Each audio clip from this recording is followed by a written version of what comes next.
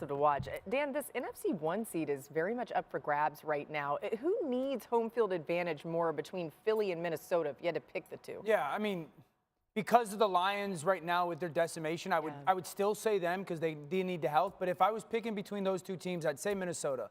If I was Minnesota, I would want to force offenses to come into our building and deal with our defense and noise. The difference in these two defenses, both are very, very, very good in Philadelphia and Minnesota. Philadelphia is not nearly as, from the offense's perspective, what are you doing? I have no clue what you're doing. So if I get to the line of scrimmage and I'm on the road in Minnesota and I'm dealing with the skull chant and the noise and Brian Flores has got 9 people up in the line of scrimmage, I have no idea what I'm looking at. What's it going to be? How do I communicate? Philadelphia is tremendous. But I think the forcing teams to communicate is an advantage for Minnesota. Yeah, you see the chance to win there. I don't know if we could throw that back up, but they have a really difficult schedule down the stretch. One of those games Minnesota? against the Packers. Yeah, no, and their they're final not 3 games are tough. Right, and they're only favored to win in 2 of those. There it is right there, Hawk. I mean, as you look at that, how do you factor in all that? I mean, that Lions one, I'm not sure if our analytics factors in injuries because you do wonder about that one. You think they'd be favored. That's what I actually feel good about the Minnesota Vikings. It's going to be tough, but they're going to face probably a backup in the Seahawks. The Packers game will be the deciding factor for me, but that Packers offense is now going to go against Flores again. And then to your point about the Lions and injuries, I like them to come away as the #1 seed in the NFC. Fascinating. Okay. I was going to skip this clip before because I've just been doing a lot of Vikings content and I can only say the same thing again and again and again until there's another game. But I saw that 36%. I don't care if they're full strength. Even if they're full strength, because if they're not factoring in the injuries, like, oh my God, that's insane. And if they are factoring in the, like, I'm flabbergasted. This thing is insane to me. Even if the Lions were 100% healthy, giving the Vikings a 36% chance to win is insane. Especially considering we already saw what the game looked like head to head before. And if they're actually considering the injuries, well then that's even worse, obviously. I mean, I don't understand. That's wild. That's honestly truly wild. I can't even fathom this. How the Vikings have a 36% chance. I mean, that is low, because you can even just look at the other chances for the Seahawks or the Packers. Like, I get the Packers, you're on the road, 40, like, those things do feel like toss-ups. They feel like coin flips. Just like the Lions versus the Vikings game was essentially a coin flip. Both teams were in a position to come away with that win. Obviously, the Lions won, but the Vikings were absolutely in a position to win. Absolutely. Not to mention, they're an even better team than they are now. Than they were now. They're a better team now than they were. You can't say that obviously about the Lions. Oh man, that actually makes me angry. Like according to ESPN analytics, like what analytics? Like how are you reaching these analytics? I'd love to know. I'd love to know. I understand, and I've already talked about this so much that if you don't believe that the Minnesota Vikings are this like world beater, top 2 team in the NFL. Who can stop them? They're going to the Super Bowl. Let's go. I understand that. I get that. Truly. I'm not trying to make the argument that they're that everyone better recognize the greatness of the Minnesota Vikings. I'm not making that argument here. What I am arguing is that this is just downright insulting. This is just downright insanity. I can't fathom it. I actually can't grasp it. A 36% chance.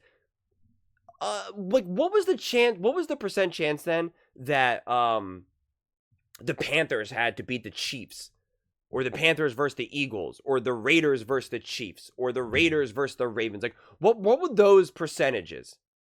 I don't have access to it. I'd love to know, and it's a little bit harder to like go back in time and search that because you get too many crazy results that I would never be able to find it. But I mean, like a 36% chance to win is really, really, really, really low. I understand if it was maybe considering like the spread and it was like talking about like covering of some sort. Like, if it was like a little bit more of like, hey, there's only a 36% chance that the so-and-so will cover, or, again, even though obviously the Vikings will be getting points, so therefore it would be easier for them to, win the game if you're getting points. I can't get it. And it doesn't mean that they're going to win. Like, here's the problem with percentages like this. Let's say the Vikings end up losing. People will go back to this video and be like, oh yeah, haha, see, you doubted the Lions. And it's like, no. Doesn't mean that they're never going to win. Not like I'm saying that there's 100% chance that the Vikings will lose, that the Lions will lose to the Vikings. Like, that's not what I'm saying either. It's just it's actually kind of perfect that you see the Seahawks, who are obviously like backup quarterback, banged up team. Then you see the Packers, who are getting hot, playing good, another divisional game on the road, so we can see what those percentages are. And then you have the Lions. So it's not hard to imagine that you look at the Packers, and if they were if the Vikings were playing at home, that 46% chance would maybe go to, I don't know, a 50%, 51, 52, 48, like fair. Because you're talking about Packers, Vikings, divisional game, all hands on deck. Both teams are playing good right now. So that's understandable. But then to see that massive drop-off, now you're at home, you're playing the Lions, and yet you have a 10% chance less, a 10% less of a chance to win against the Lions. I can't wrap my head around that, considering especially the Vikings are 12-2. They have the second best record in the NFL. They are legitimately competing for the number 1 seed, for the best record in the NFL. I can't fathom it. I can't fathom it. I can't wrap my head around it. And we can't just say it's disrespect, because this is analytics. Like, this is supposed to be just pure math. This isn't supposed to be thoughts and feelings here. So we can't just say, oh, this is the media disrespecting. Like, but they also have to assign value. Like, it does have to be a human assigning value to certain metrics, because it's not just going to be 100% numbers. Still, there still has to be some sort of human who's assigning value to the offense, the defense, the Sam Darnold. Like, there's going to be other more human calculations. It's not just like, well, they scored 300 points here and they gave up 250 points here, and therefore when we add this together and add that together for the Lions, it's 5 and 3, therefore 5 is greater than 3, therefore we get, like, that's not how it works either. Again, I'm not going to act like I know exactly how it's done, but I am confident that there's still more of a human element. I just don't know enough. If anything, it's probably proprietary, honestly, and they probably don't share it with anyone, would be my guess. If they did, then it would actually probably be like a gambling, it would be actually like a problem from a gambling perspective. And we know, ESPN is definitely involved with ESPN Bet and all of that type of stuff, but it doesn't make any sense. I do agree with Orlovsky about the home field advantage. I do think that the Minnesota Vikings need the home field advantage more so than, say, the Eagles, mainly because the Eagles, a big bulk of that team have already been there. They've already played in big games. They've gone to the Super Bowl. They've had that experience. Also, Philly is outdoors. You have to deal with the elements. So if you have to deal with elements and you're home, you're going to get that extra advantage. Not to mention, again, ask ex-Minnesota Vikings fans, ex-Minnesota Vikings players who went to Philly for the NFC Championship game, and they all said Philly was wild. Like, they thought, they were so confident they were going to win that game, and then when they saw that crowd, like, they were like, uh-oh. And this was like true Minnesota Vikings players saying, like, uh-oh. Like, this isn't an opinion. Like, this is like literal Vikings players' opinion. So it's like you can't really argue against it, because they're gonna know better than you or I or anyone else. So I think that is a real thing, and that is a real advantage that the Eagles have if they're home. But obviously there's a huge home field advantage for the Vikings as well, like Orlovsky highlighted. But I just think that the Eagles would theoretically be better suited to kind of deal with that.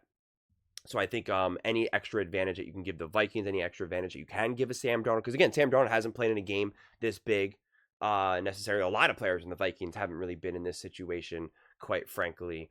So I think it'll really help But it's not like I'm like, there's other people that are saying, oh, like Nick Wright recently was like, oh, the Vikings, they can't win on the road. They need home field, like all those types of things. Like, that's not my take either. It's just, if we are talking about percentage points, any little bit helps. So, we will see. I think the schedule, right, they should absolutely beat the Seahawks. The Packers will be a tough game because the Packers are fighting too. At this point, you'll have to see exactly what the seeding is. I don't know if potentially the Packers will still be flirting with either going from like the 5 seed to the 6 seed to the 7 seed. So they're going to want to kind of balance that out. So we'll see kind of like what type of energy the Packers need to bring. I don't think they'll be at risk for missing through the wild card. So I don't know if that week 17 game will necessarily be like a all hands on deck. It'll be interesting to see if that game actually really means a lot to the Packers. It might mean more. It most likely will mean more to the Vikings than anything. And I don't know how much that will play into a factor, because also some of these matchups, especially the Packers and the Lions, you do have to think about, hey, we're going to be facing them potentially in the playoffs. Like, if all things go to plan, like, there's a great chance we'll be facing one another in the playoffs.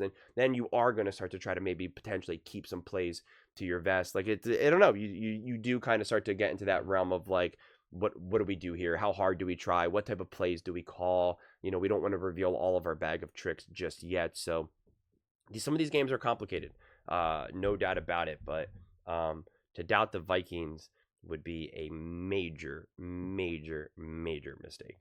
But those are just my thoughts. I'd absolutely love to hear yours. What do you guys all think about the Minnesota Vikings? Do you think that they need home field advantage more than, say, the Lions or the Eagles? And what do you think about their chances to win for these next 3 games? Let me know in the comments below. I read every single comment, so whether you agree with me or disagree with me, either way, let's get in some discussions. Let's get in some fights, but ultimately, let's just have some fun. And please do consider subscribing. We're building an amazing community here, and I'd absolutely love to see you part of it. I want to build something that we all genuinely feel connected to, something that we're really excited to be part of. I think we're well on our way to doing it. And please don't forget to give this video a thumbs up, as it really does help with the visibility and the algorithm. Thank you so much, and see you next time.